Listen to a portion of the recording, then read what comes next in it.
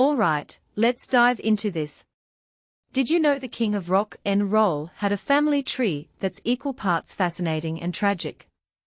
Elvis Presley's legacy isn't just about his music, it's a story of how fame, money, and legacy collide in ways most people don't even realize. Let's unpack this. /N/N. So, Elvis's roots were humble. His parents, Gladys and Vernon, struggled financially, even living in a two-room house in Tupelo.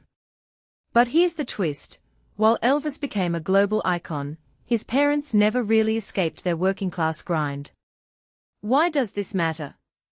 Because it shows how sudden fame can create this bizarre disconnect. Imagine your kid becoming the biggest thing on the planet, but you're still worried about paying the bills. That tension probably shaped Elvis's relationship with money, and his need to constantly prove himself. /N/N. Then there's Priscilla Presley. Their marriage. A whirlwind. She was 14 when they met, he was 24. In my opinion, this alone raises so many red flags about power dynamics in the entertainment industry. But beyond the scandal, their partnership was a PR machine. Elvis needed a perfect image, and Priscilla became part of that narrative. Their daughter Lisa Marie. She inherited Graceland, but also the weight of a legacy that's both a blessing and a curse. What's fascinating here is how Lisa Marie became the bridge between Elvis's past and present, managing his estate while raising her own kids in the spotlight. /N/N. Now, the extended family. Elvis's grandmother, Minnie Mae, lived to 96 and allegedly kept his fortune from drying up after his death. Wait, let that sink in. A 96-year-old woman was the financial backbone of Elvis's empire. That's wild. It makes me wonder how often history overlooks the quiet, strategic figures behind famous names.